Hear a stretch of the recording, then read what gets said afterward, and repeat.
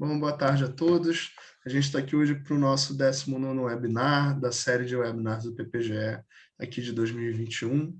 Hoje a gente tem o prazer enorme de receber as professoras Brena, Liana e Margarita, e eu vou, sem mais delongas, passar a bola para a Margarita, que é quem vai fazer a apresentação e também a discussão nesse dia tão especial, né, de lançamento de livro, de várias discussões interessantes, e que sai um pouco, balança um pouco a caixa tradicional que a gente vê nos nossos cursos de economia, como sempre, e fundamental ter isso também aqui no nosso programa. Margarita. Muito obrigada, muito obrigada. Oi a todas, todos, todos. Estou realmente muito feliz por conseguir fazer esse evento, esse webinar, justamente dentro do PPGE, convidando essas duas queridas amigas, colegas e pesquisadoras incríveis para apresentar esse livro que, um pouco como o Bob falou, traz os temas que não tendem a ser temáticas que são tão vistas, estudadas e tratadas, tanto na graduação como nas pós-graduações de economia, ao menos aqui no Brasil, né? Um espaço que está crescendo aos pouquinhos, então estou muito feliz por isso. Para os que não me conhecem, porque eu não sou professora do PPGE, eu sou professora do Instituto de Economia e, desde o ano passado, coordenadora também do NUEFEM, que é o Núcleo de Estudos e Pesquisas de Economia e Feminismos, e a partir daí do trabalho no núcleo, trabalho na disciplina de Economia e Feminismo da graduação e da extensão, foi que tive a fortuna de conhecer essas duas amigas, a Brena e a Liana. Brena e Liana são professoras na UFSC e têm um núcleo irmã, poderíamos falar, o núcleo de estudos de economia feminista, e a gente se aproximou muito e criamos, construímos esse espaço de parceria. Então, estou realmente muito, muito feliz de conseguir trazer para o IE essas pesquisas, essas produções que estão se multiplicando no Brasil. Então, vou fazer uma apresentação delas e vou passar para fazer uma mini introdução e passar para elas para nos contar um pouco desse livro fantástico, Economia Feminista. Então, começar com a Brena Paula Magno Fernandes. Ela possui pós-doutorado em Filosofia da Ciência pela Universidade de Porto, entre 2015 e 2017. Fez também um pós-doutorado em Filosofia da Ciência pela USP, entre 2005 e 2007. Tem doutorado em Ciências Humanas pela UFSC, pela Universidade Federal de Santa Catarina, em 2004. Mestrado em Filosofia pela Universidade Federal de Santa Catarina, em 2000. Especialização em Lógica, Filosofia Prática e Filosofia Econômica pela Johann Wolfgang Goethe Universität em Frankfurt, em 95. Especialização em Filosofia Econômica pela FGV de Rio de Janeiro. E graduação em Economia aqui na UFRJ, em 91. Ela é, então, como comentei antes, professora associada 3 do Departamento de Economia e Relações Internacionais da Universidade Federal de Santa Catarina e é uma das coordenadoras do NF.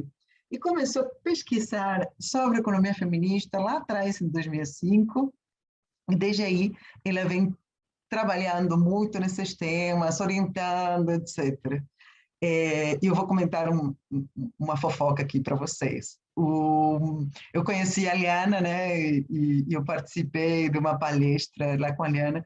Para mim, a Brena foi sempre uma das autoras que eu mais li de economia feminista. E quando eu conheci a Brena, eu escrevi para as minhas colegas do NUEFEM: gente, eu estou numa palestra com Brena.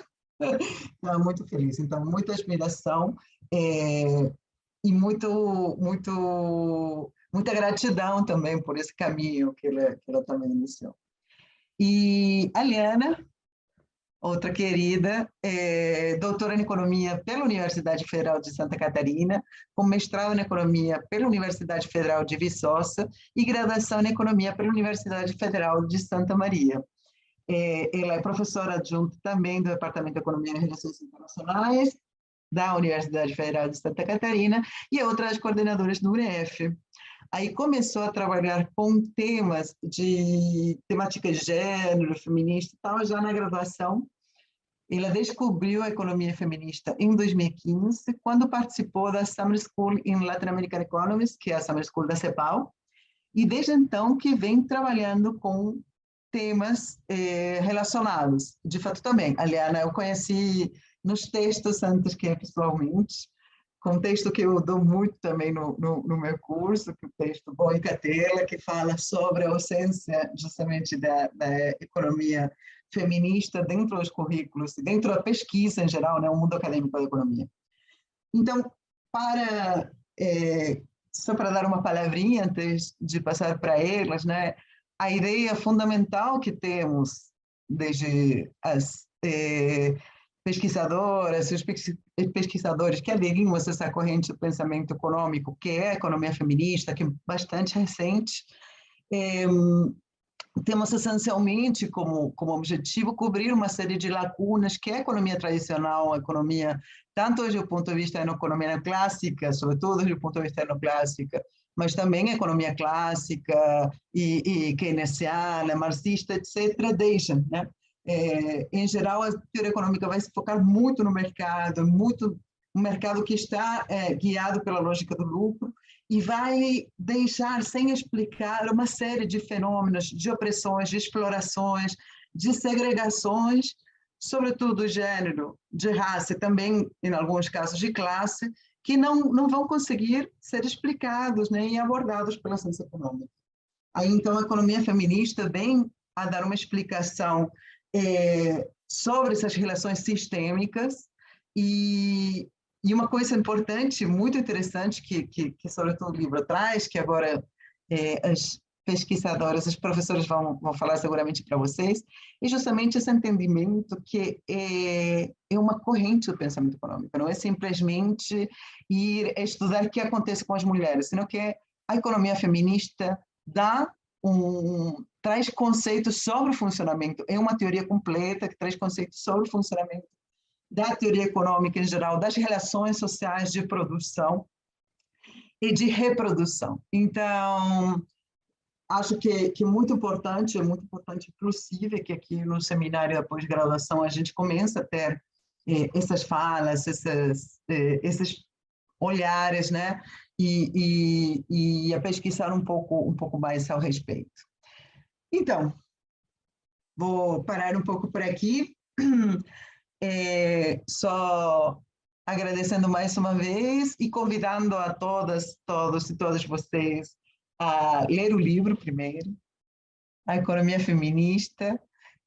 Economia Feminista é uma antologia que eles vão apresentar, mas também a ler mais, a pesquisar mais, tem muita produção e tem uma produção que está começando com força também no Brasil. Isso me enche de orgulho. Então, sem mais, passo para a Brena para nos contar um pouco sobre esse livro. Oi, pessoal, boa tarde. Nossa, estou super feliz e agradecida de estar aqui com vocês. Muito feliz de ter recebido esse convite da Margarita. Queria agradecer imensamente a generosidade dela, que é uma pessoa incrível, além de super competente, muito generosa e querida. E uma das coisas boas que esse ano tão difícil trouxe para a gente foi essas amizades novas e esses laços que estão se estreitando, que hão de durar por muitos e muitos anos, né? É o nosso desejo. E eu também queria agradecer muito o Bob e a Lídia por todo o trabalho de divulgação, a arte, feito tudo com tanto zelo, tanto carinho. A gente vê eficiência e também gosto, né, pela pesquisa e pelo conhecimento. Então, muito obrigada a vocês, a todos que estão aqui assistindo com a gente, todos aqueles que vão assistir depois a gravação. E essa participação tem um gostinho especial para mim, né? Como a Marga leu, eu já caminhei muito por essas tábuas corridas, já vi muitos azulejos portugueses, já conversei, muita conversa fiada nesse anfiteatro, então tem um gostinho de volta para casa estar aí com vocês. Muito obrigada mesmo. Então, gente, esse livro, ele é o resultado, o objetivo dele foi meio que fazer um apanhado e um fecho de uma trajetória intelectual, né, que tem como epicentro agora a economia feminista. Tem muitos assuntos nos capítulos dessa... são 6 capítulos, mais a nossa introdução dessa antologia, né? 3 capítulos mais antigos foram republicados de artigos que já tinham saído em revistas e 3 capítulos inéditos. E o livro começa com discussões de filosofia da ciência, que tem muito a ver com a minha trajetória particular, né, que fiquei muitos anos estudando filosofia da ciência, epistemologia, metodologia científica. E agora esse olhar está voltado para a economia feminista, então eu tenho uma inserção na economia feminista que é muito pela filosofia, pela epistemologia, e ele vai terminar, o último capítulo é sobre teoria dos jogos, então tem um leque assim, bem amplo de opções daquilo que pode ser feito, daquilo que pode ser estudado, de várias abordagens e temas, agendas de pesquisa que podem ser desenvolvidas à luz da economia feminista, né? Então, o que é a economia feminista? Assim, vou ser breve também, para a gente deixar tempo para discussão. Eu lembrei hoje de manhã, quando eu estava pensando sobre isso, né, o que eu ia dizer hoje, de uma frase do John Hicks, né, o economista, o laureado Nobel, que eu amo e que é muito representativa para mim, porque é uma frase filosófica, um rompante filosófico do Hicks, já não lembro mais em qual livro, ele disse o seguinte: teorias são como fachos de luz, iluminam parte do fenômeno, deixando o restante na escuridão. Então, se a gente pensa no fenômeno a economia, a gente pensa nas várias teorias como fachos de luz, elas estão dirigindo o seu olhar para determinada parcela da realidade econômica, né? E é isso que a economia feminista está trazendo, um foco de luz, um holofote para um grupo de questões, métodos e abordagens, perspectivas analíticas que estavam invisibilizadas, estavam obliteradas, estavam esquecidas, apagadas, porque os outros holofotes estão voltados para outros lugares, não estão voltados para essas questões aqui específicas, não da forma nem com o protagonismo que a economia feminista traz. Como a Marga já adiantou, né, não se trata aqui de ficar anotando fatos da realidade, né? Os homens fazem assim, os homens trabalham tantas horas por semana, as mulheres trabalham tantas menos ou tantas mais em casa, e ficar catalogando dados estatísticos. O que a gente está falando é de um aporte teórico novo, que está surgindo e está se consolidando, vem se consolidando. Na Europa e nos Estados Unidos, em primeiro lugar, né, tem um marco assim, institucional, a literatura localiza, mais ou menos em meados da década de 90, o nascimento da economia feminista como um corpo de conhecimento mais estruturado lá nos Estados Unidos, né, quando surge, logo em seguida na Europa.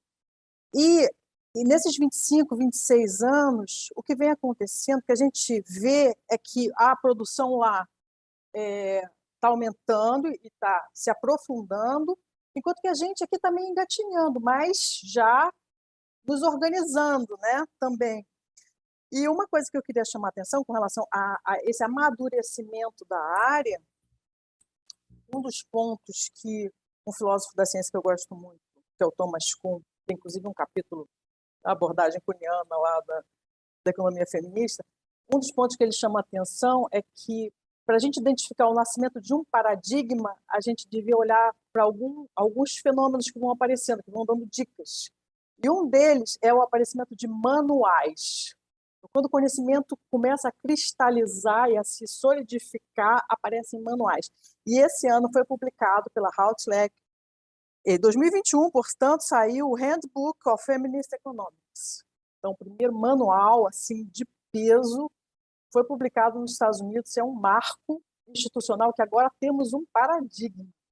Temos alguma coisa que já não é mais, não tem gente tateando, achando que está lá na fronteira tateando alguma coisa. Não, agora a coisa já se consolidou, né? Então, vou só pincelar algumas questões que são interesses principais, centrais, fundantes da economia feminista, que traz uma perspectiva analítica diferente, busca metodologias que sejam próprias e específicas para conseguir entender essa dinâmica de gênero que está subjacente a todo o sistema econômico. Vai ser um olhar que vai ser transformador em vários níveis, que busca identificar essas opressões de gênero, essas relações sociais injustas, nefastas, que misturam diferentes tipos de preconceitos, né? A gente está focado no gênero, mas a gente não deixa de observar também que tem outros marcadores atravessando esse sistema de opressões, raça, classe, orientação sexual, etc. Tá? Então, o olhar, então esse facho de luz, para continuar na metáfora do Hicks, está direcionado para algumas questões que são privilegiadas, que são questões que dizem muito respeito às mulheres, porém não exclusivamente. Porque, como eu falei, como essa dinâmica de gênero está subjacente a todo o sistema econômico, os homens estão sendo impactados, porque eles não nasceram de uma chocadeira, né? Eles nasceram de mães, eles têm irmãos, eles têm companheiras, eles vão ter filhos. Então, a dinâmica econômica toda está perpassada por essas injustiças. Então, algumas questões que a Liana vai falar mais na sequência, que a gente explorou na segunda parte do livro, né? Então, essa primeira parte foi essa visão mais geral, mais teórica, mais filosófica, e na segunda parte entra questões mais pontuais, assim, que dizem respeito muito a questão, uma questão que é fundante, assim, que é o centro de gravidade, acho que em torno do qual giram muitas outras questões e problemas, que é a questão do trabalho invisível, né? A questão do trabalho reprodutivo, um montante imenso de trabalho que é realizado no interior das residências, que não é valorado socialmente, não é pago, e que tem relações com todas as outras questões que a gente vai acabar tendo que lidar. Então, vou pontuar algumas coisas importantes, que a gente vira e mexe, acaba indo parar nelas, né? A questão da dupla jornada, coisas que a gente lê no jornal, mas até então não tínhamos uma perspectiva interessada em esmiuçar, entender, compreender e resolver o problema. É um ponto fundamental. A questão da sobrecarga do trabalho invisível, né? Todo mundo sabe, hoje em dia, é um conhecimento muito fácil, é um dado muito fácil de se obter, que as mulheres trabalham o dobro do número de horas em casa do que os homens. A discriminação, vários itens, vários fenômenos relacionados à discriminação da mulher no mercado de trabalho, né? Sejam os gaps salariais, a segregação ocupacional por gênero, a dificuldade ou impossibilidade da mulher ascender aos escalões superiores, escalões hierárquicos superiores nas carreiras, né? Os cargos de maior prestígio social, os cargos de maior honra e poder e dinheiro. A questão da disseminação, a questão da discriminação no mercado consumidor também, a Pink Tax, que é outra coisa pouquíssimo estudada aqui no Brasil, os efeitos diferenciados por gênero nas políticas públicas.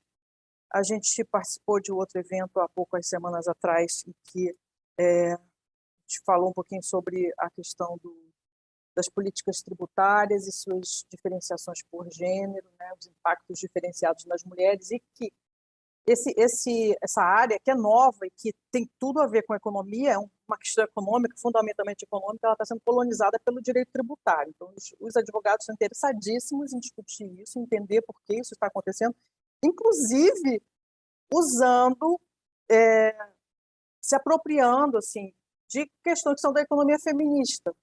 Eles são mais interessados do que a economia, isso é muito curioso, né? Mas diz muito também sobre a ortodoxia, né? Da falta de interesse por questões que não estão ali debaixo do seu poste. Questões...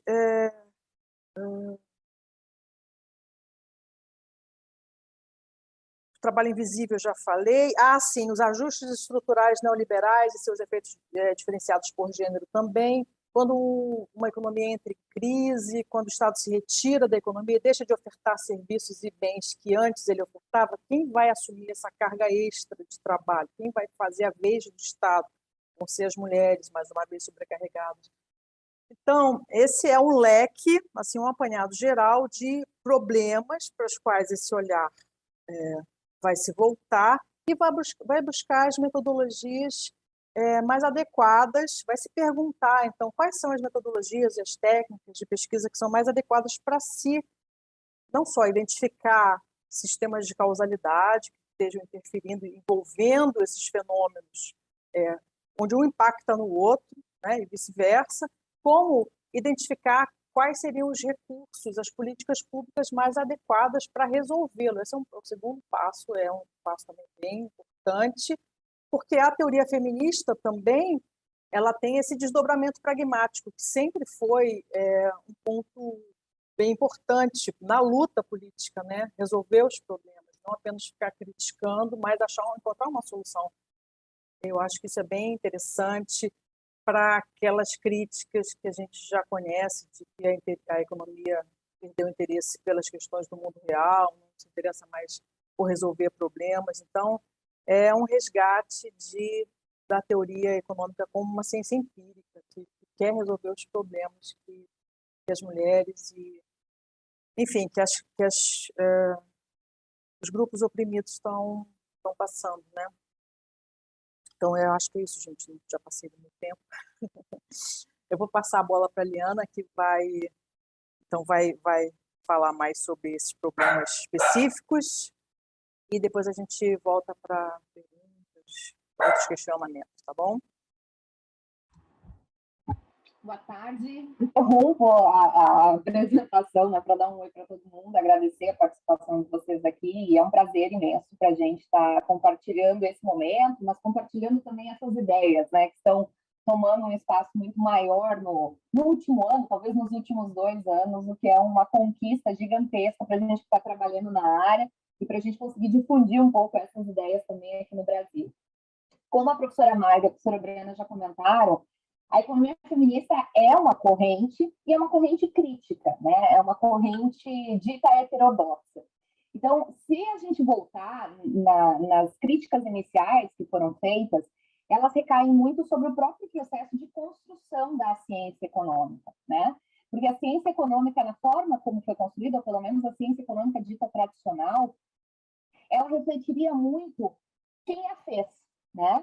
Então, a gente teria uma série de barreiras à entrada que, durante muito tempo, invisibilizaram personagens, invisibilizaram mulheres ao longo da história, que ficaram à margem, que até fizeram parte da produção de conhecimento da economia, mas muitas delas, por não terem acesso direto às universidades, onde essas teorias estavam sendo debatidas, acabaram ficando invisibilizadas, ocultas nessa construção do pensamento econômico. Felizmente, hoje, elas têm ganhado luz, elas têm aparecido através de uma série de trabalhos, mas se a gente pega a estrutura tradicional de construção do pensamento econômico, elas não vão aparecer. E essa estrutura vai, em certa medida, refletir esses conhecimentos ditos situados. Então, ela vai trazer olhares, vai trazer experiências, vai trazer interpretações de mundo que são muito tradicionais, dos centros de produção de conhecimento, Europa, Estados Unidos, e desses homens, que eram basicamente, principalmente, homens brancos, de grupos majoritariamente privilegiados. Então, as primeiras críticas que começam a surgir, ou que se começa a duvidar desse pensamento e desses conhecimentos que, a princípio, eram objetivos, mas que reconhecidamente se passou a vê-los como situados, se dá para e passo com a entrada dessas mulheres nesses espaços de debate, né, nesse mercado de ideias. E elas não necessariamente vão surgir e se incorporar diretamente na produção do conhecimento econômico de maneira imediata, mas elas vão levantar questionamentos importantes e vão romper, em certa medida, com essa homogeneidade que a gente observa na construção do pensamento econômico. E ainda que a gente tenha avançado muito nessas discussões, se a gente pega o nosso mercado de ideias, o mercado de ideias do Brasil, a gente vê que esse mercado ainda ele é marcado pela exclusão. Se a gente observa, por exemplo, a forma como se dá a distribuição dos estudantes de graduação no Brasil, 40% deles são homens brancos. E isso eu estou falando só do curso de economia. E a gente tem 3,5% apenas de mulheres negras, por exemplo. Se a gente vai para a pós-graduação, nos últimos dados que tem lá de ENAD, tinha 33% de mulheres, Agora, acredito, o Bob está participando aí da seleção da Ampec, eu até quero saber qual que é o percentual aí que está entrando nas turmas, porque pelos dados que a gente viu da Ampec no último ano, nesse último agora, o número de mulheres participando caiu bastante. E se a gente vai para o corpo docente, cai ainda mais. Então, as professoras de pós-graduação representam apenas 20%. Então, não é surpreendente, na verdade, que o campo da discussão de gênero no Brasil e no mundo acabe sendo também marginal. E eu digo de gênero, nem estou dizendo o campo da discussão feminista, né? Esse trabalho que a Marga comentou que ela utiliza, eu tentei mostrar um pouco quanto que foi a produção que a gente pode associar com gênero e feminista entre 1990 e 2015, pegando as revistas classificadas no Qualis em Economia em B1, B2 e B3. E desses mais de 40 mil artigos, a gente tem em torno de 0,67% que fazem uma referência às mulheres. E esses artigos eles foram publicados majoritariamente em revistas que não têm cor em economia. São revistas interdisciplinares que acabam sendo ponderadas pelo grupo de discussão da economia. Então, quando a gente pensa a forma de inserção das mulheres enquanto objeto de estudo, a gente tem também, historicamente, uma certa captura desse pensamento tradicional econômico para tentar solucionar esses problemas que passaram a ser levantados por essas mulheres que estavam entrando nas universidades.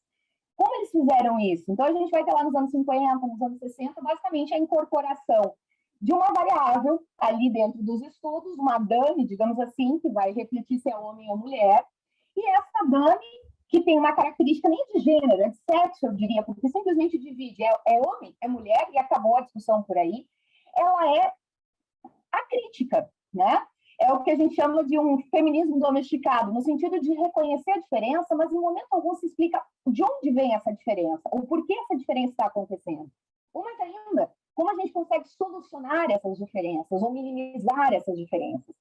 E essa discussão, no que a gente consegue chamar de economia de gênero, ela viria também apoiada em toda essa construção tradicional da ciência econômica, portanto, se utilizando de ferramentas tradicionais, com bases teóricas tradicionais, e tentando simplesmente, como tem um jargão bem clássico da economia, adicionar as mulheres e mexer.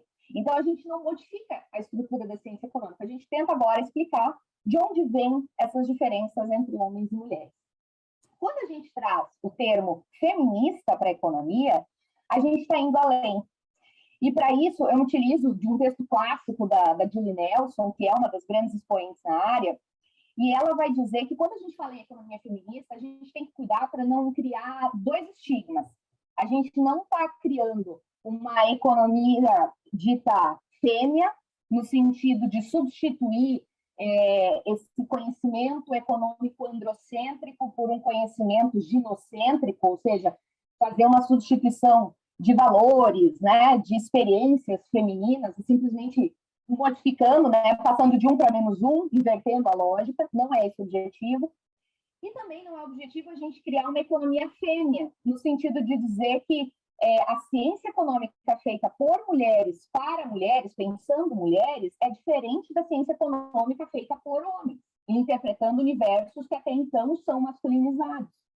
O que se quer, quando se fala em economia feminista de uma maneira mais ampla, é melhorar a economia.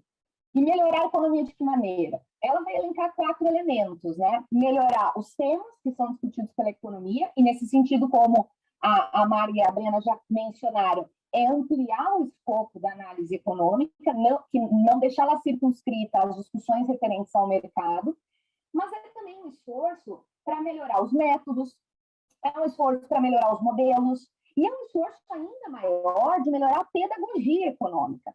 Porque, querendo ou não, a forma como as discussões de economia são passadas, muitas vezes elas acabam reforçando essas estruturas desiguais e de poder que a gente observa na sociedade. O grande problema, ou o grande desafio, é como fazer isso. E a gente não tem receita de bolo. Felizmente, não temos receita de bolo. E por que não há essa receita? Porque a economia feminista vai ser um campo extremamente plural. Ela vai reunir pessoas que trazem a pluralidade no âmbito da teoria associada ao feminismo, a teoria feminista.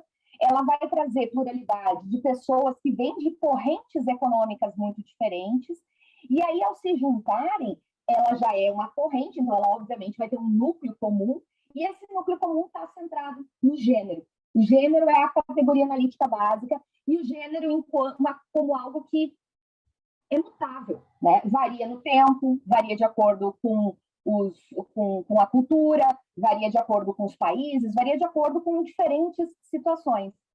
E mais do que isso, que esse gênero tenha que ser transpassado por outros marcadores sociais também. Que ele seja marcado por classe, por orientação sexual, por raça, enfim, que ele sozinho não seja também capaz de explicar todas essas diferenças que a gente observa e que foram, durante muito tempo, invisibilizadas. Então, a partir dessa inclusão, a partir desse olhar, dessa lente que a gente chama da economia feminista, a gente consegue se voltar para uma discussão de economia enquanto provisão social, né? Não é o mercado, é a provisão social. E a provisão social, ela está relacionada à sustentabilidade da vida, que é justamente ir além. Então, incorporar dentro da lógica lá do fluxo circular da renda coisas além da esfera meramente econômica e incluir a esfera reprodutiva, mas incluir também, por exemplo, a esfera ambiental, que é responsável por essa sustentabilidade da vida. E dentro dessa reprodução da vida, pelo menos, a gente tem uma grande parcela de atividades que não são remuneradas. E que, historicamente, por não serem remuneradas, associadas ao trabalho doméstico, ao trabalho de cuidado, nos indicam que, hoje, né, a gente tem muito mais trabalho do que esse trabalho pago. Então, existe mais trabalho do que trabalho pago, que é usualmente interpretado pela economia tradicional. E por ser realizada fora do mercado de trabalho, por não ser pago, portanto, por a gente não ter esse valor intrínseco associado ao trabalho, ou pelo menos a contabilidade econômica, que também vai ser a nossa referência, e uma das lutas da economia feminista pelo reconhecimento desse trabalho, é que a gente acabou, ao longo da formação do pensamento econômico, convertendo esse trabalho que é não pago em trabalho improdutivo, e a gente faz um salto de trabalho improdutivo, a gente vai para não trabalho. Então, esses afazeres domésticos, esses trabalhos de cuidado não são trabalhos, né? É claro que essa interpretação que surge lá com os clássicos, como a Marga falou, ela, além deles definirem o escopo de discussão da disciplina, eles ainda faziam uma certa vinculação entre essas esferas produtivas e reprodutivas, né? Coisa que, com a Revolução Marginalista, com o grande aporte dos neoclássicos, se rompe. E aí, com os neoclássicos, principalmente, a partir do predomínio do pensamento neoclássico na construção da ciência econômica, a gente ali sim vai ter um salto gigantesco de apagamento das experiências femininas, né? Por quê? No momento que os neoclássicos tentam se aproximar das ciências naturais, tentando trazer as leis para a explicação da economia, eles acabam se ancorando em duas coisas que são talvez mais significativas, dentre várias, né? Mas duas coisas que eu destacaria aqui que marcam a economia feminista. A primeira delas, que é a ideia da neutralidade axiológica. Então, eles assumem, por ser uma ciência, que quem faz ciência não importa. Porque se a gente utilizar todos os padrões básicos da ciência, se uma mulher fizer ciência, se um homem fizer ciência, se um negro, se um branco, qualquer pessoa fizer, eles têm que chegar às mesmas conclusões. Então, não interessa o ponto de partida, não interessa quem são essas pessoas. Interessa onde eles chegam, as conclusões que eles chegam. E nessas conclusões que eles chegam, a reflexão clássica é o homo econômicos, né? Que contém todas as características desejáveis do ponto de vista das ciências econômicas. Só que esse homo econômicos não é uma mulher. Ou esse Robson Crusoe, como a gente associa ao homo econômicos, ele não é uma mulher. Por que ele não é uma mulher? Bom, primeiro, ele depende de alguém ou outra pessoa depende dele. Então, ou essa pessoa, as mulheres, terão maridos que vão sustentar elas, ou elas têm filhos, ou terão filhos. Então, elas não são sujeitos independentes. Para além disso, elas não são sujeitos racionais, porque essas mulheres não se comportam da maneira esperada pelos modelos econômicos. Então, a crítica que começa a surgir, ou a necessidade da gente reconhecer que esse homem econômico que vai estar centrado especialmente no mercado, na tomada de decisão maximizadora, ele vai deixar de fora uma série de outros trabalhos, uma série de outras discussões que, a partir de então, passam a ser completamente invisibilizadas pelas ciências econômicas. E aí, como se trata de um trabalho invisível, e aqui invisível a gente está focando especificamente nessas discussões associadas às atividades domésticas, né, não remuneradas, no momento em que essas atividades e essas experiências femininas ficam de fora, é como se a economia ignorasse grande parte do tempo de trabalho das mulheres. Não é apenas o que elas fazem, é como elas alocam esse tempo, o que elas fazem com esse tempo. Se a gente pensar, por exemplo, que hoje no mercado de trabalho, quase 50% das mulheres estão fora da força de trabalho e as que estão inseridas no mercado de trabalho trabalham menos horas de trabalho remunerado que os homens, a gente pode simplesmente considerar que esse posicionamento das mulheres é fruto de uma decisão individual, que elas estão sendo racionais ao tomar essas decisões, ou mais ainda que isso reflete apenas a sua disponibilidade biológica naqueles momentos. Me parece que não. E para a economia feminista também parece que não. Então, quando a gente associa essa esfera produtiva da esfera não reprodutiva, a economia feminista ela não tende, embora focando nessas discussões associadas aos afazeres domésticos e às atividades de cuidado, ela não tende a reforçar os papéis sexuais de gênero no sentido de dizer, olha, são mulheres discutindo a economia, portanto, elas estão trazendo a esfera do lar para a discussão econômica. Não é isso. E também a gente não está negando uma série de conquistas que as mulheres conseguiram nos últimos anos em acesso ao mercado de trabalho, à política, às esferas educacionais. Por que a gente não está negando nessas coisas e também não está trazendo uma reflexão focada apenas no lar? Porque, primeiro, enquanto algumas mulheres conseguem, de fato, chegar a carreiras mais altas, alcançar o topo, ganhar salários muito altos, a gente tem uma massa de mulheres que forma a metáfora do piso pegajoso, que está lá no nosso capítulo, né? Tem um capítulo abordando um pouco mais no livro sobre isso. E essa metáfora fala basicamente dessa segregação horizontal, essa ideia de você ter profissões para homens, profissões para as mulheres, e como os salários vão refletir isso. Então, quanto maior for a extensão dos trabalhos, do mercado de trabalho associado à esfera doméstica, por exemplo, empregada doméstica, faxineira, cuidadora, professora de ensino infantil, menores são os salários. E aí, se a gente também não quer pegar esse grupo, quer pegar as que têm acesso a salários maiores, qual que é o percentual de mulheres que conseguem galgar esses postos, romper o teto de vidro, chegar às posições de maior prestígio? E aí, fazendo esse cruzamento também com outros marcadores sociais, não são mulheres, a gente está falando de mulheres de diferentes cores, mas a gente está falando de homens negros, por exemplo. Quem consegue romper com esse ciclo?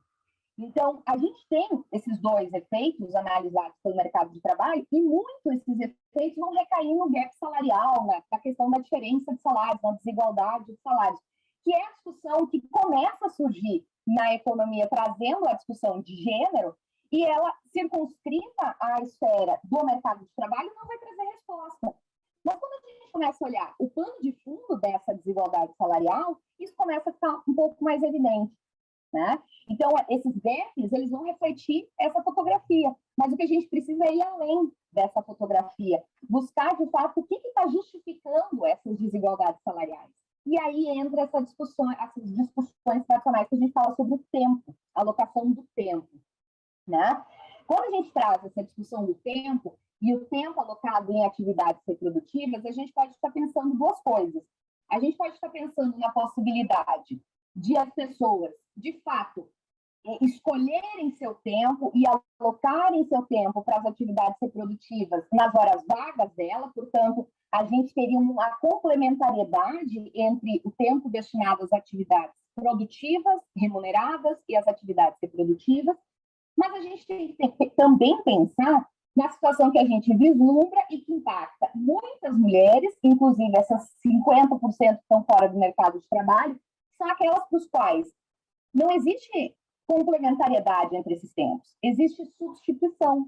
Então, como é que uma mulher que trabalha que para receber seu dinheiro precisa trabalhar 40 horas, na maioria das vezes em horários rígidos, para onde vai esse tempo que ela tradicionalmente alocaria em trabalho não remunerado? Quem vai fazer esse trabalho não remunerado? E se a gente pensa a forma como o mercado ajusta essas mulheres, vai se dar através do mercado informal, do mercado parcial, do impacto que isso gera sobre a rotatividade desses trabalhos, sobre o impacto que gera sobre a insegurança desses trabalhos. Então, é ali que essas mulheres vão estar inseridas. Não é à toa que esses indicadores sempre são mais feminizados. E aí, pensando na questão do teto de vidro, essas mulheres que muitas vezes são julgadas por não conseguirem chegar nos postos porque elas não se dedicam tanto ao trabalho, e esse dedicam tanto ao trabalho está associado ao tempo que elas podem alocar nesse trabalho para mostrar que estão, de fato, trabalhando ou tentando alcançar um posto mais privilegiado. Que tempo é esse? E de onde elas tirarão esse tempo? Ou mais ainda, se elas precisam viajar para conseguir alcançar uma posição melhor. Ou como elas vão fazer isso? Como elas vão conseguir conciliar? Algumas conseguem terceirizando esse trabalho. E elas repassam esse trabalho para empregadas domésticas, né, para babás, para restaurante, para lavanderia.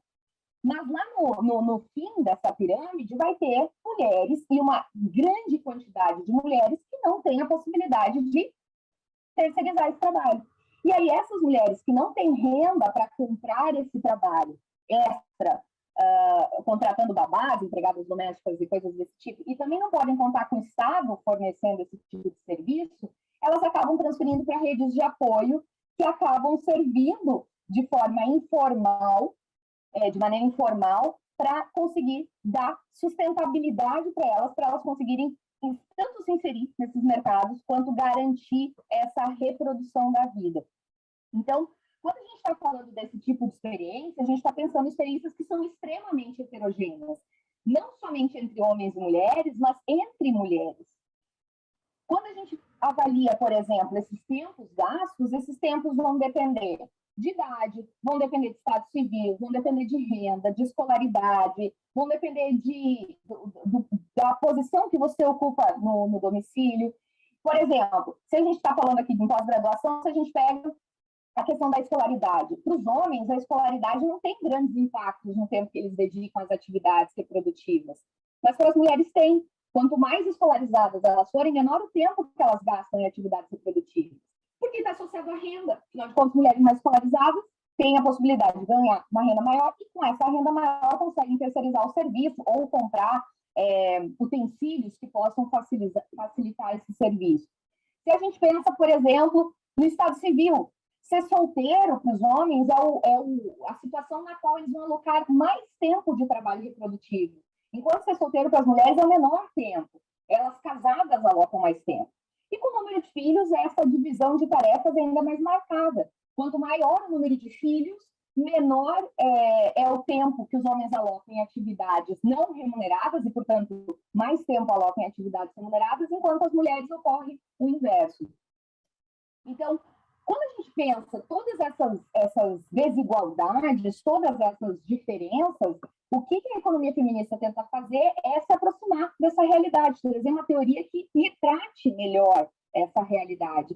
E para isso, como a Brena comentou, a gente vai se utilizar de N métodos, porque o método tem que se ajustar ao problema e não o contrário. Isso não quer dizer que não se faça uso de econometria, de teoria dos jogos, de modelos baseados em agente. Você pode usar o que você quiser, desde que esses métodos respondam ao teu problema e não o contrário. E, ao mesmo tempo, já que muitos problemas não serão resolvidos pelas nossas metodologias tradicionais, não há problema também você se utilizar de métodos alternativos que não são tão valorados pela ciência padrão. E também se utilizar de métodos que venham de outras disciplinas. Daí a importância da interdisciplinariedade na discussão econômica. Então, a nossa teoria e a ideia, talvez diferenciada da economia feminista, é a noção de que ela se aproxima da prática. Ela pensa e tenta conceber a situação de mundo para a mudança. Então, a importância que a gente tem quando a gente fala nessa possibilidade de transformar a realidade. Não é um conhecimento pensado para gerar conhecimento em si. É um conhecimento gerado para gerar soluções, para ter outros pontos para a gente resolver essas diferenças. E aí, quando a gente pensa em como fazer isso, a gente tem que ter o cuidado também de que não é qualquer política que vai solucionar isso. E esse é o final do nosso livro, né, o último capítulo que tenta mostrar isso. Não é porque a gente tem políticas de gênero que a gente pode achar que essas políticas vão resolver os problemas. Por quê? Porque muitas vezes as políticas, embora bem intencionadas, podem gerar resultados imprevisíveis, né? Ou resultados que piorem ainda mais a situação das mulheres. A Brena tem feito uma série de vídeos focando em alguns projetos de lei, depois ela pode comentar um pouco mais sobre isso, que vão refletir justamente sobre essas propostas que tendem a melhorar, mas que na prática estão construídas em areia movediça, né? Então o resultado pode ser bem pior do que o planejado, tá? E também, e aí eu já estou indo para os finalmente, pensar que o gênero enquanto ponto de partida e as discussões que nos trazem esse debate em torno do trabalho não remunerado, do trabalho reprodutivo, eles são, como eu disse, ponto de partida. A gente tem utilizado muito esse discurso porque, nos últimos anos, tem saído estatísticas sobre isso, coisas que nos faltam, né? A gente é carente de estatísticas refletindo o que acontece da porta de casa para dentro. Então, como essa estatística ela tem essa articulação direta com o mercado tradicional, ela acaba sendo muito utilizada. Mas ela não vai ser utilizada apenas para analisar essas duplas jornadas ou essas desigualdades. Ela está sendo cada vez mais utilizada para explorar outras coisas, como é o caso que a Brena também comentou, da não neutralidade de uma série de políticas, né? Então, quando a gente começa a pensar um pouco mais sobre isso, e aí tem uma vantagem de ser uma corrente nova, é que ela está em permanente construção. O debate está acontecendo, as linhas de pesquisa dentro da economia feminista estão surgindo, e eu acredito que grande parte desse surgimento também tenha se dado em função dessa diversificação de quem faz a economia feminista. Porque até então, lá nos anos 90, ela estava muito concentrada na Europa e nos Estados Unidos. Agora ela tem ganho uma força significativa na África, na América Latina, na Ásia. Então, são pessoas diferentes, com vivências diferentes, trazendo perguntas, questionamentos diferentes. Porque as mulheres de lá não são as mesmas daqui, os problemas de lá não são as mesmas daqui. Então, a gente tem uma diversidade de perguntas a serem respondidas, e conforme maior for a diversidade de quem se propõe a respondê-las, muito provavelmente o resultado também será diferente, e isso vai trazendo e vai adensando ainda mais o debate nessa área, tá? E aí nosso intuito aqui com o livro foi, de repente, lançar um pouco essas discussões iniciais. Obviamente, a gente não consegue sintetizar todas elas, né? É um início de discussão, e um início que é importante, porque as coisas ainda estão soltas, né? Felizmente, a gente teve a divulgação desse manual, mas esse manual ainda vai demorar para chegar, ele é caro, né? Então não vai ter para todo mundo que queira explorar e começar a conhecer a economia feminista. Mas o que a gente espera é que, de fato, quem consegue começar a ler, quem começar a estudar nessa área, que tenha por finalidade fazer a economia uma economia melhor, independente de tratar diretamente da economia feminista ou não, mas que seja com esse intuito de fazer a economia melhor, e que seja com o intuito também de ter uma reflexão que seja um pouco mais questionadora, né? Para a gente não simplesmente aceitar a economia como nos é passada, baixar a cabeça e estar reproduzindo o que a gente aprende. É isso aí, obrigada. Obrigada, Liana e Brena. Maravilhoso, realmente, eu acho que foi uma boa síntese sobre a situação, e um pouco essa ideia final, né? Poder usar a ciência econômica, voltar a entender a ciência econômica como uma ciência social e poder usá-la como ferramenta de transformação dos processos de exclusão social. Então, eu acho que o nosso interesse na economia feminista justamente é esse aí, né? E pensar e saber que, como a Brena falou no início, é uma teoria econômica que não pode ser desvinculada da prática política também, porque justamente se tem uma coisa que é claro que tem muitos problemas, é justamente essa ideia da neutralidade, né? Que muitas coisas ruins gerou também, né? Que sobre esse manto da neutralidade, uma falsa neutralidade, porque somos seres sociais, somos seres políticos, cada um vem Eu acho, nesse sentido, é muito interessante como, inclusive, a teoria decolonial e o feminismo decolonial trazem essas questões, que todos temos um pensamento que é situado, né? E desde esse pensamento situado, a gente está construindo, trazendo e carregando as nossas mochilas, trazendo e carregando as nossas especificidades. Então, infelizmente, por trás desse manto, essa ideia dessa falsa neutralidade, acabou se chegando a uma metodologia abstraccionista, onde, ao abstrair, o que acaba ficando é sempre essa lógica dessa economia que vai existir através desse homem muito específico, né? Esse homem econômico que tem essas características tão específicas.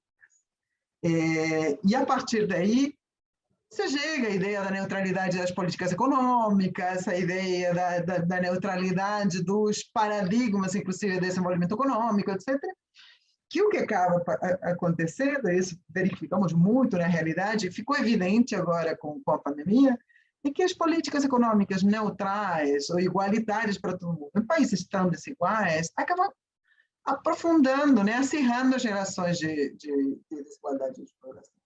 Então, eu acho que é um terreno muito fértil para ler, para estudar. Queria comentar também que esse ano também foi publicado um manual no Uruguai, em espanhol. Então, para quem tiver mais dificuldade de ler o handbook em inglês, tem na Udilar, publicado por Alma Espino, vou esquecer a outra organizadora, mas produziram um manual maravilhoso também em espanhol sobre economia feminista. E esse esforço gigante também da USC, da Brena e da Leana, para avançar a ter também uma produção em português, que ainda está um pouquinho para trás em comparação com outras regiões e dentro da região inclusive. Então, eu queria ver, não sei se tem dúvidas, perguntas, comentários, posicionamentos, o que vocês quiserem. Não sei, Bob, se querem parar a gravação, continuar. Acho que como é uma ocasião mais especial, a gente pode continuar, né, gente? A não ser que alguém sinta-se mais desconfortável, a gente podia seguir a gravação. E aproveitar e estimular todos a colocar questões, debates. Acho que é uma multiplicidade de temas, né? Mas vou deixar o espaço aí, depois, de repente, eu posso pedir uma questãozinha ou outra também. Clarice, eu acho. Marga, vou deixar a cerimônia contigo também, tá bom? Tá bom. Então, não, gente, se o que tiverem para perguntar, para comentar, para falar, está aberto. Então, seja no chat, seja pedindo a palavra, abrindo a câmera, falando. Vamos evitar as formalidades. Posso? Vai. Obrigado. Bom, boa tarde a todas, todos e todes. Prazer enorme ouvir vocês, Liana, Brena. Muito feliz, né, de poder estar ouvindo e poder vocês estarem lançando esse livro. É super importante para a gente, né? E aí, assim, eu já que, né, abriram o espaço, eu queria ouvir um pouco mais opiniões de vocês e sensações de vocês a respeito de duas questões que vocês colocaram que me interessam muito. Não sei, primeira, para as duas, né? Brena, quando você fala da coisa da economia feminista estar apontando como paradigma, no sentido kuhniano e tal, como é que você vê isso? Porque o paradigma, quando ele vai se formando, ele tem essa questão que a liberdade vai diminuindo, né? Então, a gente começa a ser moldado e começa a ser direcionado e os temas vão sendo definidos, né? A coisa vai sendo um pouco lapidada e aí, de certa maneira, isso tem o lado bom, que é ganhar terreno, é ganhar espaço, é se institucionalizar, etc., e tem esse lado ruim que também o próprio campo começa a se formar em ortodoxias, né, próprias, assim, né, e os temas vão sendo mais fechados e tal. Eu queria te ouvir sobre como você vê essa dinâmica para a economia feminista. E, Liana, quando você fala da coisa das metodologias, né, que a gente sabe que as metodologias neoclássicas, mainstream, mais geralmente, né, elas são fechadas, né, no sentido de não incluir, né, outro sujeito que não seja um homem branco, hétero, cis, rico dos países, né? E a gente, historicamente, né, você tem esses ataques não, mas esses questionamentos E essa dinâmica é uma dinâmica que vai meio que esse núcleo, né, mainstream neoclássico, ele se protege muito e ele tudo que vem como ataque ele vai meio que expulsando e transformando em heterodoxias ou mesmo tirando do campo da própria ciência, né? Então eu queria que você faça um pouco como você vê isso. Você acha que porque na economia feminista tem muito isso, um ataque diferentemente da economia de gênero, né, que consegue se conciliar mais com o núcleo neoclássico, etc.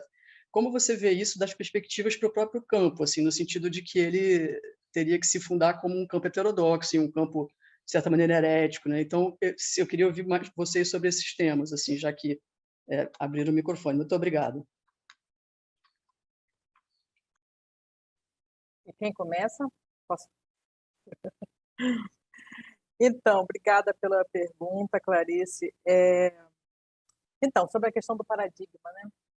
Eu falo um pouquinho nesse texto, nesse capítulo, que a gente, quando vai falar em paradigma na economia, já tem que botar aspas aí, né? Porque o Kuhn, originalmente, tinha pensado isso, ele olhou o desenvolvimento da física, que é a ciência, a rainha das ciências de todas, né, na época, e ele olhou a física como um modelo de maturidade para todas as outras ciências sociais, ou seja, a rigor, para o Kuhn só poderia existir um paradigma de cada vez, né? E todas as outras teorias morreriam e aquele paradigma, aquela única teoria conseguiria congregar todos os interesses. No nosso caso, o que eu estou propondo com a ideia de paradigma, porque na ciência econômica sempre existiram múltiplas teorias coexistindo no tempo e no espaço, né? Isso nunca, desde os clássicos, já estava Marx ali, já estavam outras correntes, tinha os antigos institucionalistas, então a gente tinha umas 4, 5 visões de mundo diferentes coexistindo. Então, dado isso, a gente está flexibilizando a noção original de paradigma do Kuhn, para que isso faça sentido na ciência econômica, tá? Eu estou entendendo o paradigma como uma peculiar maneira de ver o mundo, uma forma toda própria de enxergar o mundo. E o que a economia feminista tem de especial, que eu vejo, a diferença das outras, é uma confluência de ingressantes que já vieram formados de outros lugares. Porque como ela é uma ciência muito jovem, uma disciplina muito jovem, como a Liana falou, como a Marga falou, as pessoas que inicialmente começaram a ir para essa seara eram já marxistas antes, eram neoclássicas antes, e migraram, mudaram, começaram a se aprofundar nessa forma de ver o mundo e cristalizar essa forma. Então, tem, de fato, o ganho e a perda, né, de todo o paradigma. À medida que o tempo vai passando, a tendência é que as arestas vão sendo podadas e que o conhecimento vá sendo aprofundado. Mas isso a gente não está vivendo ainda. A gente está vivendo, acabou esse ano, né? Segundo Kuhn, dos indicadores de que surgiu um paradigma, olha, aqui tem um campo de estudo que está amadurecendo, é o manual. Tem 2 manuais. Isso é um sinal de que passaram quase 30 anos, a coisa está se conformando. Mas a gente ainda tem vários eixos teóricos diferentes e, para que a pluralidade persista, isso é desejável que continue assim, né? Porque, como a Liana falou também, é muito interessante, é muito rico e é muito... a florescência da economia feminista tem a ver com o fato de todas as mulheres serem diferentes, e as nossas culturas serem diferentes, os nossos conhecimentos serem diferentes, e isso poder ser contemplado pela disciplina. Como tem essa perspectiva pluralista muito forte, com um eixo metodológico dentro da economia feminista, e essa é uma posição com a qual eu me alinho, a defesa do pluralismo pode ser um antídoto contra o enrijecimento do paradigma, com aquela coisa de você ficar insensível para que o outro está dizendo, sabe? Então, essa coisa, tem a origem de diversas linhas teóricas e tem a defesa do pluralismo como uma linha mestra dentro da economia feminista, que eu acho que pode ser uma proteção para a gente não cair nos problemas dos paradigmas tradicionais, que é ignorar o que o outro está dizendo, né, e ter a arrogância intelectual de achar porque a sua posição é a única posição possível, incontestável e ponto final. Acabou a história. Acho que é por aí. Clarice, obrigada, que bom te ver aqui. Então, eu parto desse finalzinho aí que a Brena comentou, que fala do fato de não ser questionável, né? Eu acho que no momento em que a ciência econômica se aproxima muito ou que busca muito ser uma ciência natural, ela vai se utilizar de métodos que sejam ou que tragam conhecimentos que possam ser universalizantes. E ela cai, né, talvez na própria armadilha, porque justamente numa ciência social, você propor um conhecimento universalizante faz com que você ignore todas as premissas que você adotou na construção desse modelo e esqueça que todas essas reflexões geradas pelos métodos tradicionais vão estar recortadas pelas premissas que você adotou, né? Então, a grande, ou talvez, eu acho que um dos principais méritos que a economia feminista traz é você justamente colocar isso em xeque e dizer, olha, eles não são universais, esses conhecimentos são situados do mesmo modo que qualquer outro conhecimento, e deixar isso claro torna a sua objetividade maior, não menor. Pelo contrário, porque quem lê, quem vai avaliar você, nesse mercado de ideias, vai estar ciente do seu posicionamento nesse espaço. E aí a ideia de você adotar metodologias diferentes não implica que você perca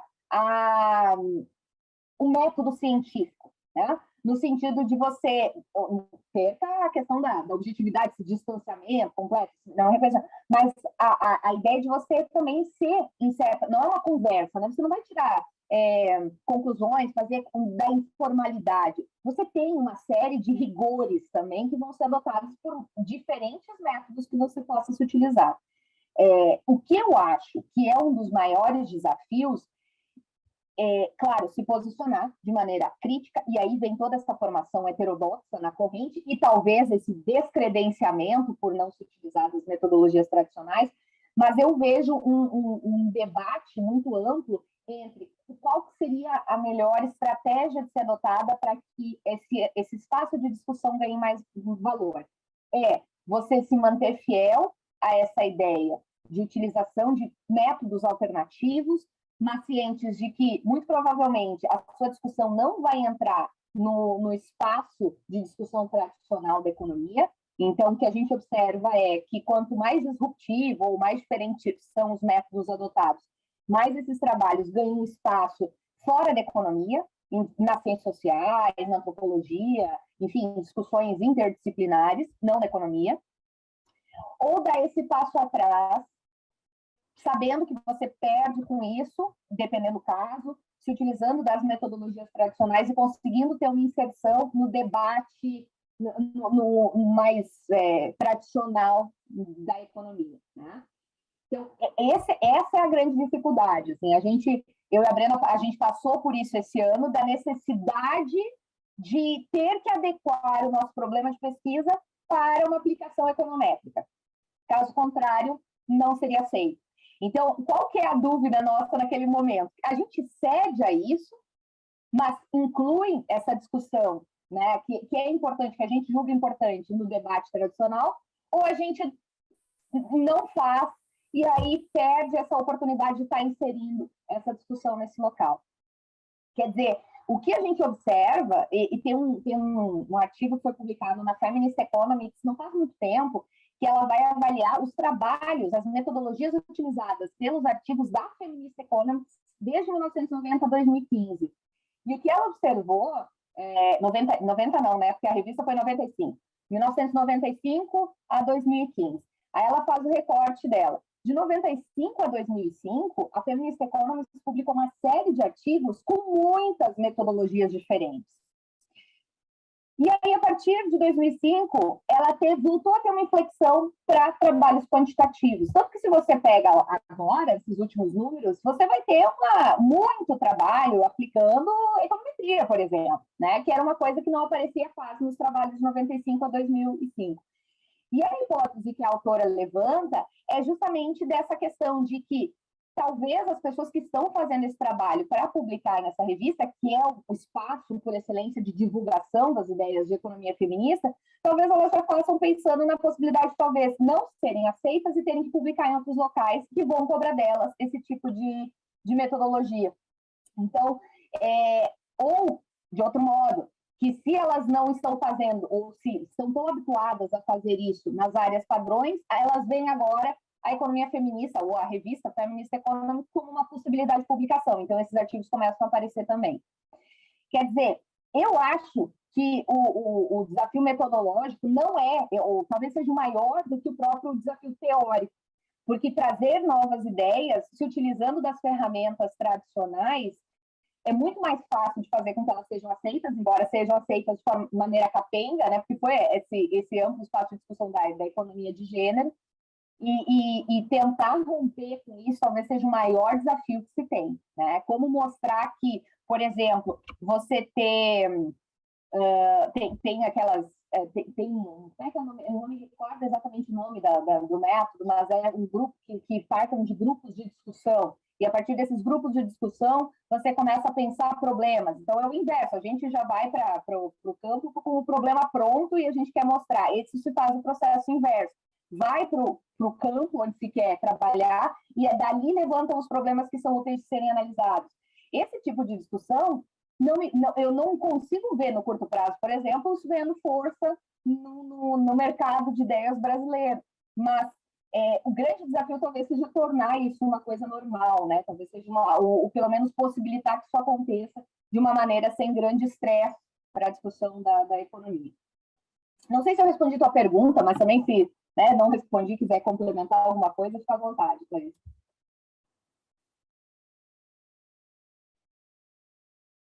Muito bem. Temos aqui uma pergunta no chat da Ana. Oi, Ana. Ela pergunta assim: vocês acreditam que as pesquisas na área de economia feminista tendem a crescer, expandir para outros núcleos de pesquisa, IES, e qual seria a aplicabilidade na prática dessas pesquisas? Como seria a cobrança junto a órgãos públicos e de classes? Bastante em sintonia com o que estamos falando, né? Começo eu, Liana. Deixa eu só pegar, antes de responder, vou só comentar um pouquinho, que o meu microfone estava mudo, não consegui fazer um comentário para a Clarice, terminando de responder a questão que foi colocada para a Liana, né? Então, o livro tem esse capítulo, então, qual a Liana referiu, que a gente fez um trabalho que usava os métodos alternativos. E a gente gostou muito do resultado, só que as revistas não gostaram. Então, o artigo teve que ser refeito. No fim, ele estava tão diferente. Ele vai sair, finalmente ele vai sair, mas é uma terceira coisa, já não é o nosso, tá? Então, ele tem o mesmo título, o do livro é o original que a gente gostou, e o que vai sair é o completamente adaptado para conseguir sair. Ele teve que se transformar num modelo. Então, esse tipo de coisa. A economia é obcecada por modelos. A economia é obcecada. Mesmo as revistas, que são heterodoxas. É um negócio, assim, inacreditável, sabe? É muito estranho, mesmo. Mesmo aquelas que teriam, em princípio, abertura para receber esse tipo de conteúdo, na verdade, elas não têm. Tá? Então, respondendo, quem fez a pergunta? Ana? O nome da moça é Ana. Então, Ana... Ana, está no chat, se você quiser ler de novo. Sim. Sim, eu acredito que ela já está crescendo no Brasil, né?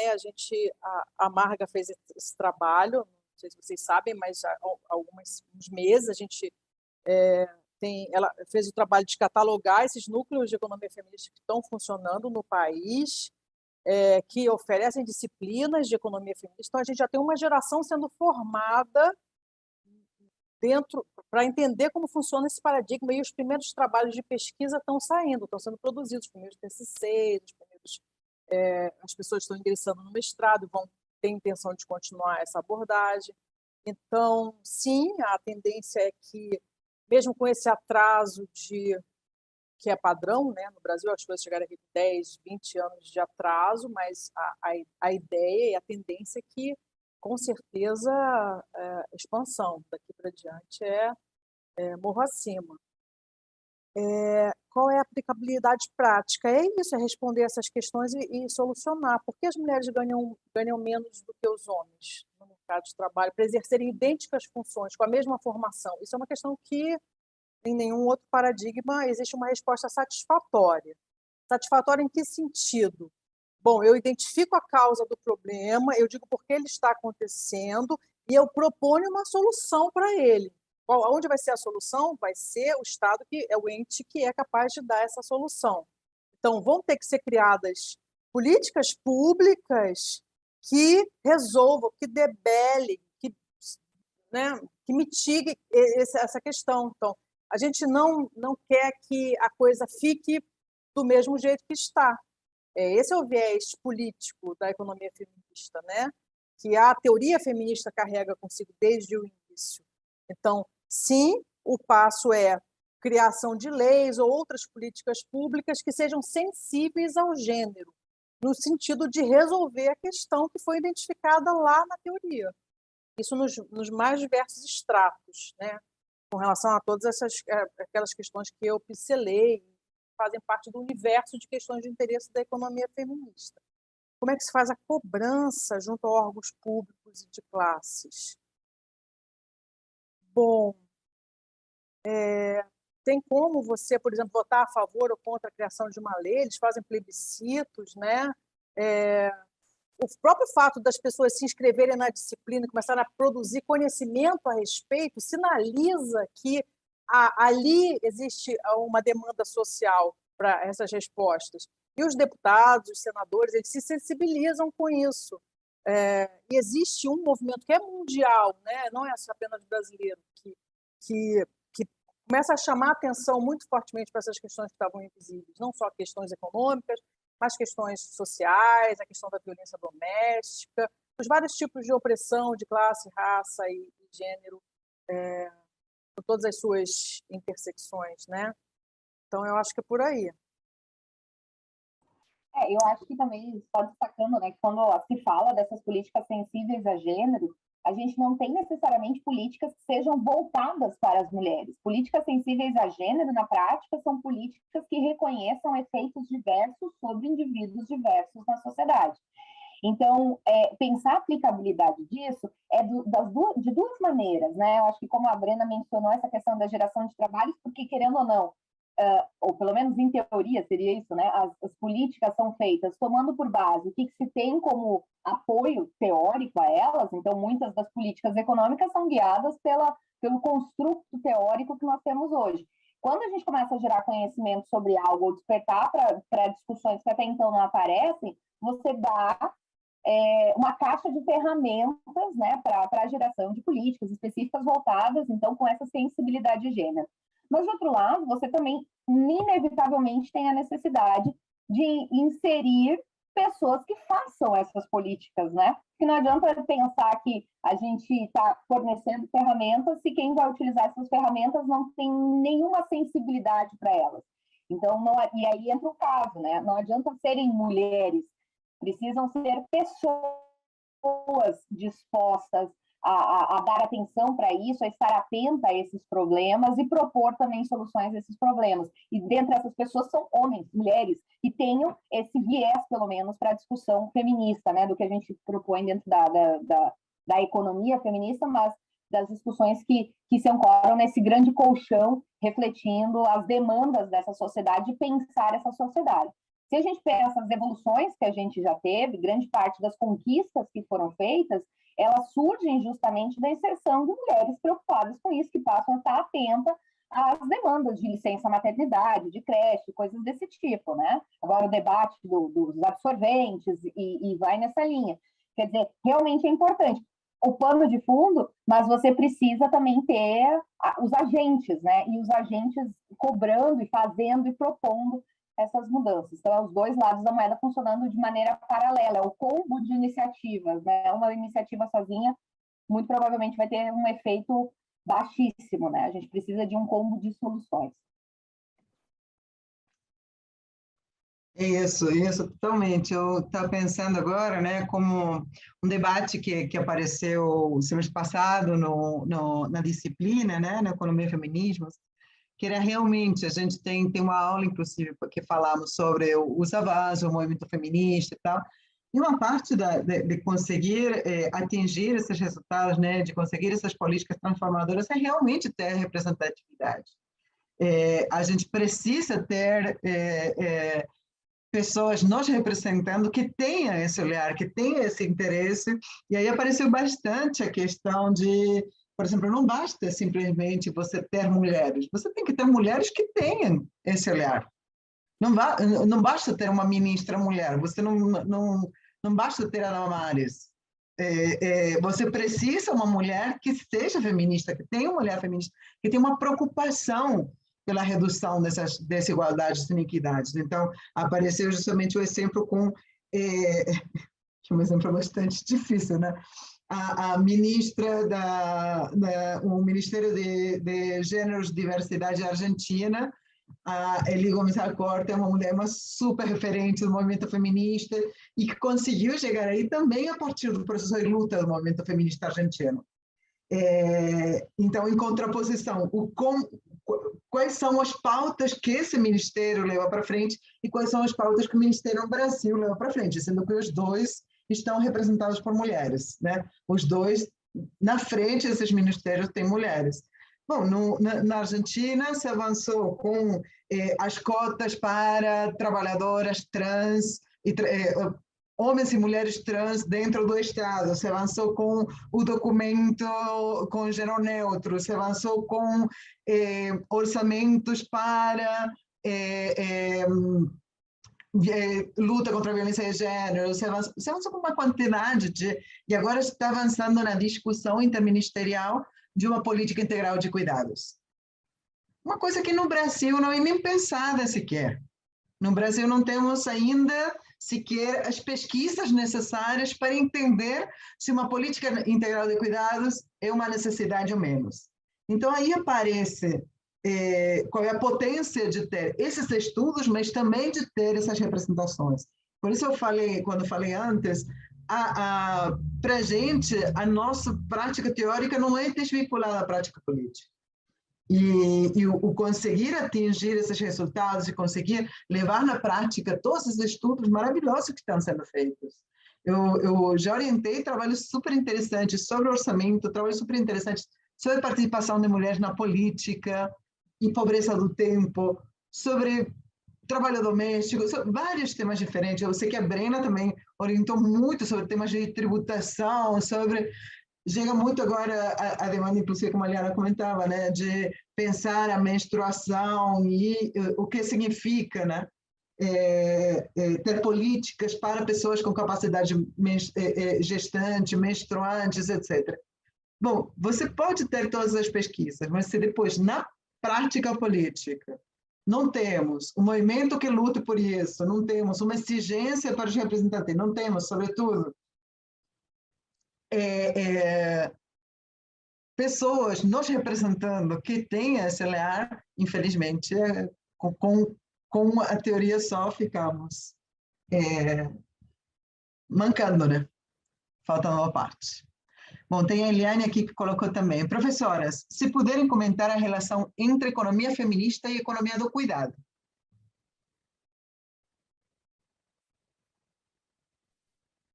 Vai lá, Liana. A Liana é especialista em economia do cuidado. Não sou, não. Então, na verdade, a gente interpreta, assim, pelo menos na minha visão, que a economia do cuidado é um nicho da discussão da economia feminista, né?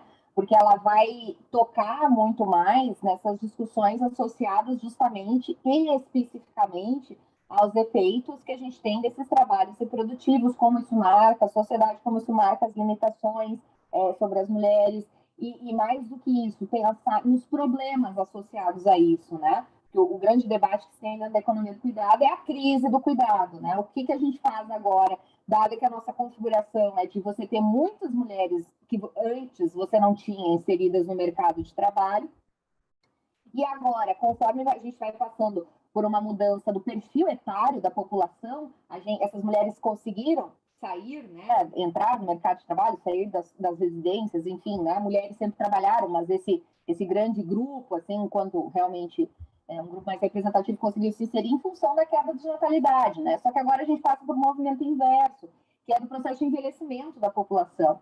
Então, como a gente agora, para quem vai ficar esse cuidado?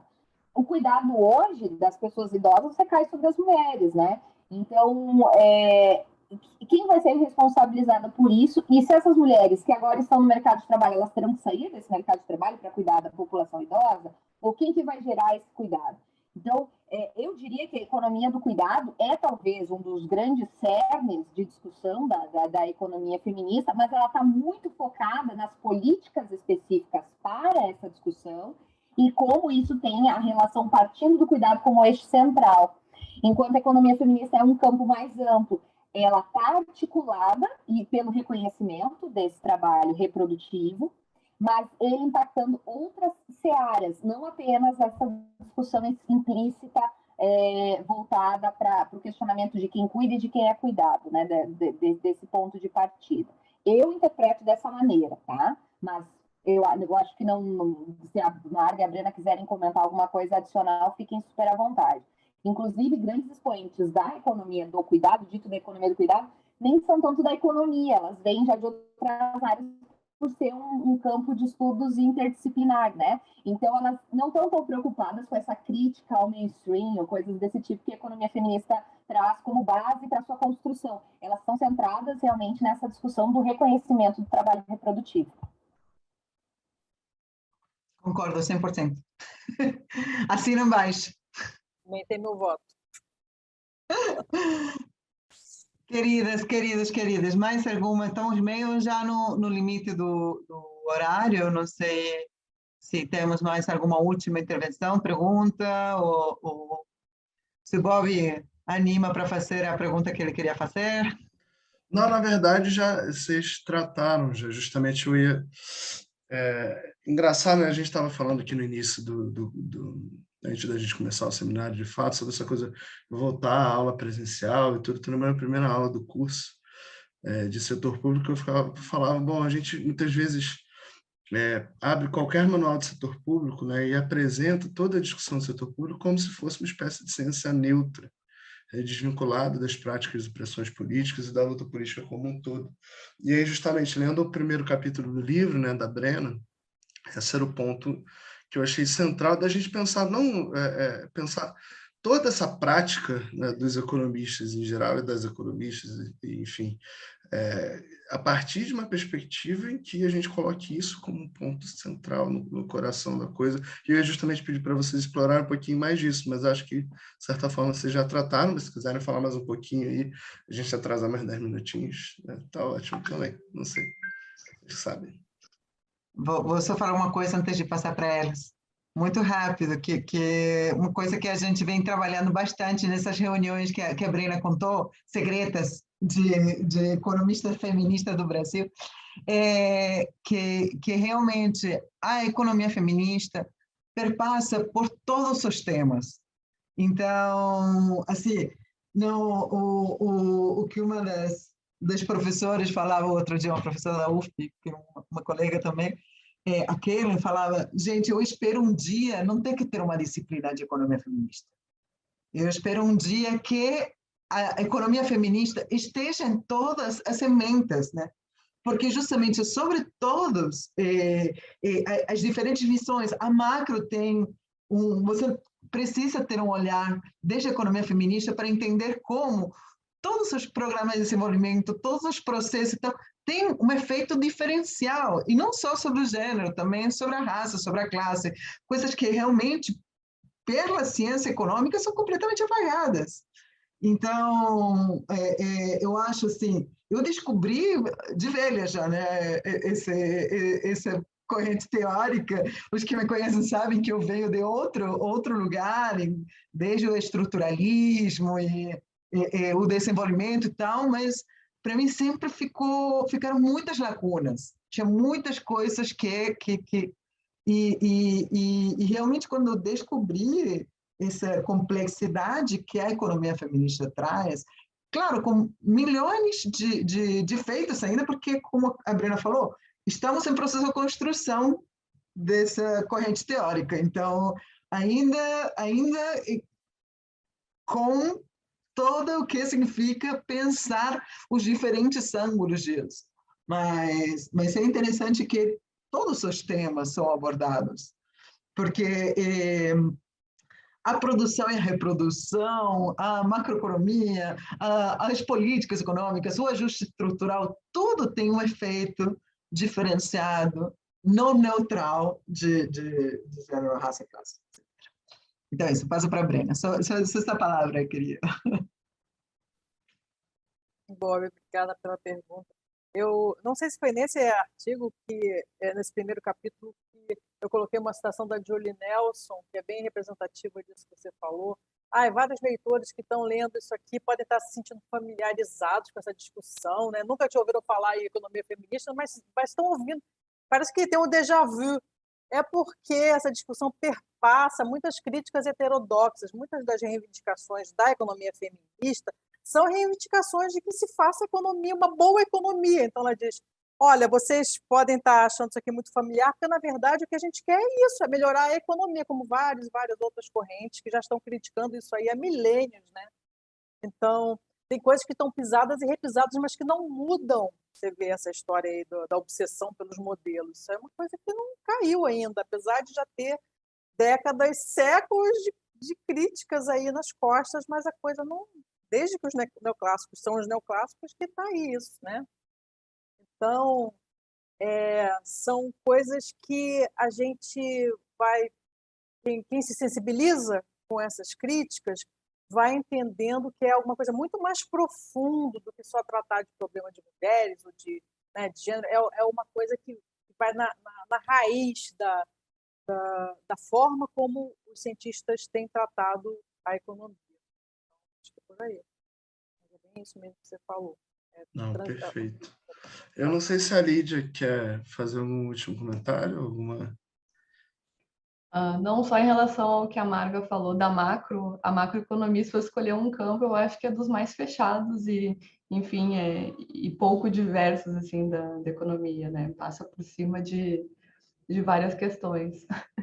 Inclusive, claro que a gente tem, por ter a pouca participação na economia de mulheres desde antes, né? Desde a graduação, a gente vai ter poucas mulheres na pós-graduação, mas ainda na macroeconomia e fazendo teoria, a gente ainda tem pouca participação, assim, ínfima de mulheres, mas é algo que acho que a gente vai demorar bastante tempo para conseguir melhorar, assim, de verdade, né? É um processo e acho que o trabalho de vocês é muito importante para isso também. Estou feliz de estar aqui como espectador ouvindo vocês.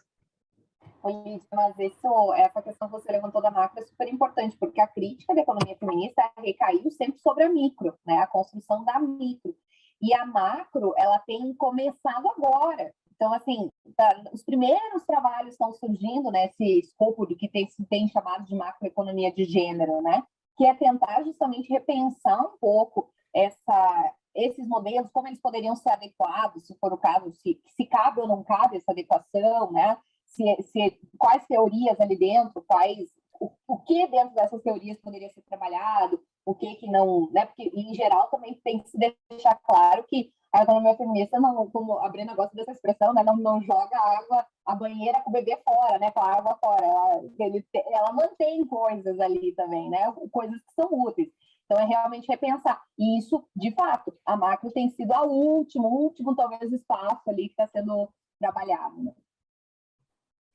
Isso, Lídia, vem com a gente, vem trabalhar com a gente, vamos transformar essa macro também. Eu já convidei o Bob, agora convido você, eu quero trabalhar Esse é o meu problema, que eu quero trabalhar todos os temas, né? Eu, cada vez que encontro alguém, falo, então, desde a economia feminista, a gente pode... Eu já estou mergulhando nas finanças agora, na macro, no mercado de trabalho. Então, venha com a gente. Palavra, né? Tá difundindo a palavra da economia feminista. Pois é. Precisa escolher um livrinho para levar, né? Para mostrar. Não, precisamos um livro físico. Então, conte para a gente quando vai ter um livro físico. Pois é, eu aproveitar, Marga, a gente coloquei aqui o acesso ao link. Quem ainda não acessou o link, gente, pode baixar o livro lá na Amazon. Tá um precinho bem camarada ainda. Mas ficou essa dúvida, né, de quando é que ia ser o... Se sai o físico... Atrasou um pouquinho, vai sair, porque assim, a gente está com vários projetos, esse foi o primeiro de 3 volumes, né? Então, os outros estão no forno já, e a expectativa é que, final de janeiro, no máximo, pelo menos esses 2 primeiros já estejam aí, tá? Mas a gente avisa vocês. Avisem, por favor, e assim, as portas estão abertas aqui para lançar o 2º volume, o 3º volume, sempre que vocês quiserem, certamente, possivelmente no ano que vem, voltando lá aos corredores e aquele delícia. Teatro de Arena, né? Presencialmente seria muito Aí bom, a gente né? até paga para ir, né? A gente dá um jeito, a gente sempre dá um jeito. Bom, gente, eu vou aproveitar, então, vou agradecer enormemente a Brena, a Liana, a Marga por ter topado hoje fazer isso. Espero que vocês tenham gostado tanto quanto eu gostei. E a gente, eu e a Lídia, a gente está também, é o nosso penúltimo, né, seminários que a gente está organizando. A gente vai passar o bastão no ano que vem, mas a gente ainda tem um último, em que a gente aproveitou essa ideia da Marga e também vai fazer um outro lançamento de livro. A gente vai contar com o nosso colega e companheiro Juan Pablo Painceira, que vai lançar com a gente o livro dele, Financialization in Emerging Economies, Financiarização em Economias Emergentes, Mudanças nas Práticas dos Bancos Centrais, e a gente vai estar com o Juan aqui no dia 10 de dezembro, também uma sexta-feira, esse mesmo horário de 3 às 4h30. Tá? Então, quem tiver interesse, em breve as informações vão estar lá no site, desse mesmo link do Zoom, e a gente se vê, então, daqui a 2 semanas. Obrigado, Liana, Brena, pela participação mais uma vez. E Marga, Obrigada, sempre pode me cutucar e falar, vamos fazer um seminário que a gente bota para frente esse negócio. Tá bom? Beijo a todos. Obrigada, Bom gente. final de Tchau, semana. obrigada, Guri.